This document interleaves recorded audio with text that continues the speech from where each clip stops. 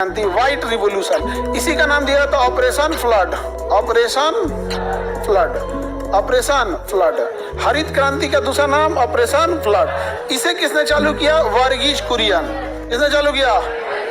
वर्गीज कुरियन। वर्गीज कुरियन ने क्या चालू किया? श्वेत क्रांति। श्वेत क्रांति, दूध उत्पादन को बढ़ावा देने के लिए वर्गीज कुरियन ने क्या प्रारंभ किया? श्वेत क्रांति।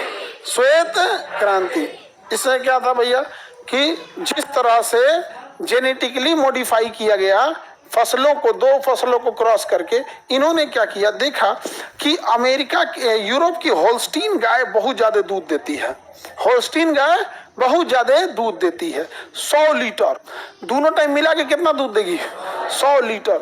लेकिन उसको ठंडा वातावरण चाहिए, एकदम कश्मीर टाइप का जगह, ठंडा। यहाँ हम लोग पालेंगे तो एसी में रखना पड़ेगा उसको, कुल पैसा बिजली बिल भरने में चल जाए।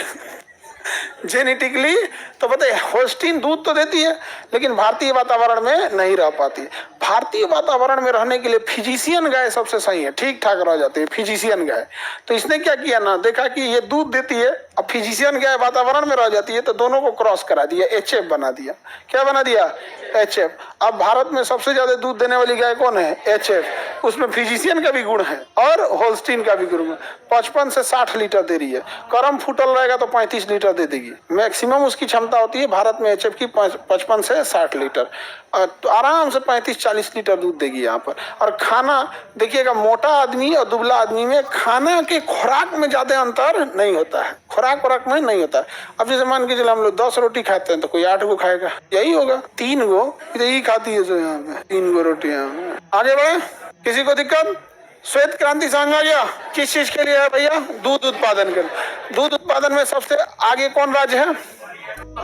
यूपी में है जी, इतना बड़का राज्य। उत्तर प्रदेश में दूध उत्पादन में सबसे अग्रणीय राज्य में आता है भारत में। लेकिन आज भी हर व्यक्ति को आधा लीटर नहीं, आधा लीटर से कम नहीं, 400 ml, मोटा मोटी आप समझिए 500 ml रहता तो आधा लीटर कह सकते हैं। 400 ml दूध उपलब्धता जरूरी है बैलेंस डाइट के लिए यहाँ पे।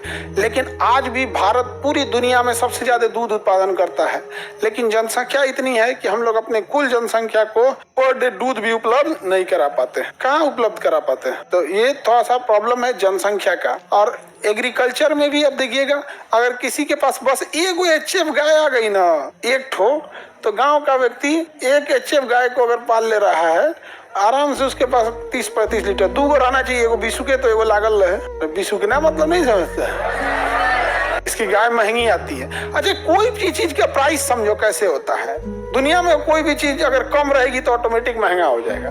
तो इसके बारे में लोगों को जानकारी ये नहीं है, इसलिए महंगी है। और अगर यही ज्यादा जानकारी होते जाएगा तो इसके बच्चे आगे बढ़ते जाएंगे, आने वाले 10-20 साल में ये भी नॉर्मल गाय की तरह हो जाएगी। अब आप यही गाय, आप देसी गाय आप जाके खोजिए जापान में तो बड़ी महंगी मिलेगी, वहाँ देसी गाय नहीं है, मतलब जापानी गाय है, सब इंग्लिश बोलती है सब। गांव के लोगों को 10 लीटर दूध बहुत ज्यादा लगने लगता है। अगर आपकी गाय 10 लीटर दूध दे रही है तो साल भर का अगर आप कॉपी कलम पे निकालिएगा तो नो प्रॉफिट नो लॉस पे जाएंगे आप। बस उसको कॉपी कलम पे लिखते रहिएगा, भूसा बीमारी हुआ तब दवाई क्या लाए, उसको चोकर क्या दिए, मतलब कभी डॉक्टर आया, ये हुआ, पूरे साल भर का हिसाब लगेगा। 10 लीटर दूध दे रही है तब नो प्रॉफिट नो लॉस में। गांव का आदमी 10 लीटर को बढ़िया दूध कहता है, बढ़िया गाय है उनके। हाँ, एक आदमी की भैंस 1.5 लीटर दूध दे रही थी, हम कहे कि उसे कहिए मना करते हैं यहाँ पे।